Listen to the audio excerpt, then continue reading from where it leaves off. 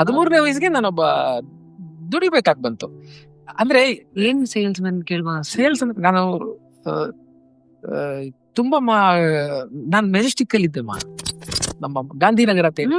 ಅಲ್ಲಿ ನನ್ನ 13ನೇ ವಯಸ್ಸಿಗೆ ಎಂಟರ್ ಆಗಿ ಕ್ಯಾಸೆಟ್ಸ್ ಗಳನ್ನ ಮಾರಿದೀನಿ, ಆಡಿಯೋ ಕ್ಯಾಸೆಟ್ಸ್ ಗಳು. ಸಂಗೀತದ ಅಭಿರುಚಿ ಎತ್ತಿದ್ದಲ್ಲಿ ನನಗೆ ಚಪ್ಪಲಿ ಮಾರಿದೀನಿ, ಆಮೇಲೆ ಕೆಲವು ಬಟ್ಟೆಗಳು ಮಾರಿದೀನಿ, ಕೊಡೆ ಛತ್ರಿಗಳು, ಮತ್ತು ಏನೇನೋ ಅಲ್ಲಿ ಬರೀ ನೀನ್ ಏನಾದ್ರೂ ಮಾರು, ಅಲ್ಲಿ ಏನಾದ್ರೂ ತಗೋ, ದಿನಕ್ಕೆ ಒಂದು 100 ರೂಪಾಯಿ ಮಾಡು, ಅದೊಂದು ನಿಯಮ ಇತ್ತು ಅಲ್ಲಿ.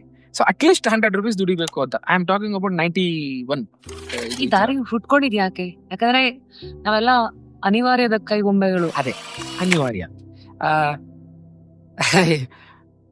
I respect my father, but he taught me a great lessons through some negative situations. ನನ್ನ ತಂದೆನ ನಾನು ಯಾವತ್ತೂ ಬೈಯಲ್ಲ, ಅವ್ರನ್ನ ಗೌರವಿಸ್ತೀನಿ. ಯಾಕೆ ಅಂತಂದ್ರೆ ಬಹುಶಃ ಅವರು ಎಲ್ಲರ ಹಾಗೆ ನನ್ನನ್ನು ತುಂಬಾ ಬೆಚ್ಚಗೆ ಬೆಳೆಸ್ಬಿಟ್ಟಿದ್ರೆ ನಾನು ಈ ರೀತಿ ಎಲ್ಲಾ ಸೀಸನ್ಗೂ ನಾನು ಮೈ ಕೊಡ್ಕೊಂಡು ನಿಂತ್ಕೊಳ್ತೀನಿ ಅನ್ನೋ ಆಗ್ತಿರ್ಲಿಲ್ವೇನೋ.